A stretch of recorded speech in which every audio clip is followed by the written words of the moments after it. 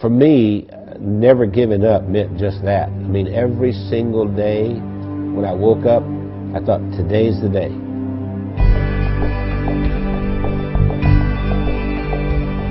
I was the second son in a sharecropper's family, and a sharecropper means that you don't own anything. I mean, you work for someone else who was the landowner.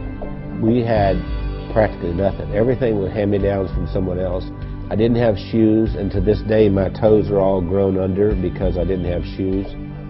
I remember I had this encounter with my mother, and I said, you know, tell me you love me, and she didn't do it. And so I went down and I sat on this creek bank, and I thought, you know what, I don't care if anybody loves me, I love me.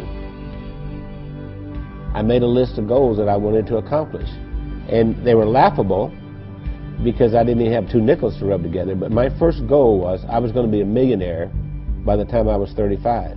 Number 2, I was going to have food to eat because we were always hungry. I mean, my little brother and I used to make mud pies to stop the hunger pains, and I was going to travel all over the world. Those were my goals.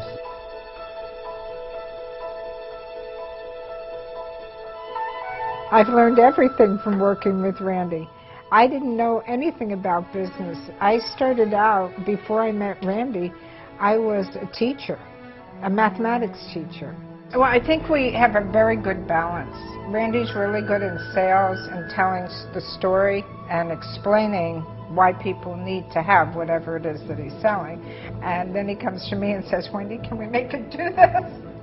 And I have to get it done. We started working together, and we were together all the time doing things, and that we just, you know, couldn't be without each other. And once she got exposed to me, it was downhill from there. I mean, she could not last a day without me. That's probably true. That's what the COO does here. Does hair? She preps me. Spit on it, honey, like you used to do. I never spit. We retired a few times. Did he tell you that? We've tried retirement 3 times, but we never figured out exactly how to do it, because we've worked all of our lives. We took a year and we traveled around the world. Then when the decision of the day became, where are we having breakfast? I thought, we're in trouble.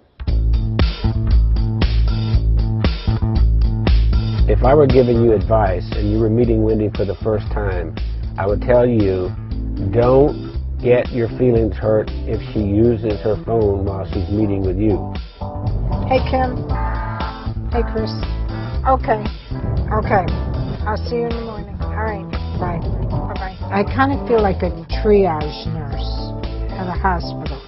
And every week I go in and I reprioritize. No, I'm not approving that. I think what drives Wendy is her desire to be the best and provide the best of service to everyone.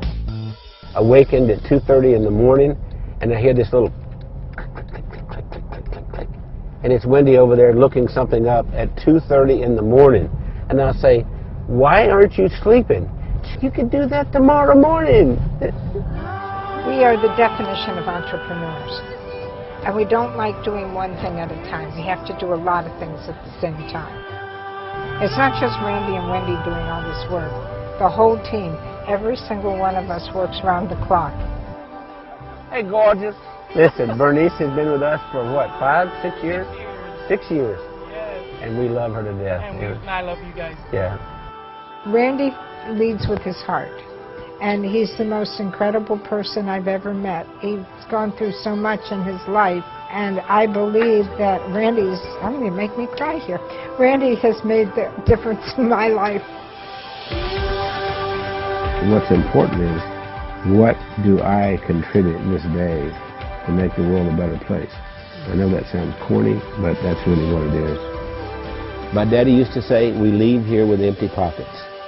The other thing my dad said is that when you leave, you'll be accountable for 2 things. 1, how did you treat Mother Earth? And 2, how did you treat the people on Earth? I feel that I have found joy and that I've given joy, and I think there's a lot more joy that we can give.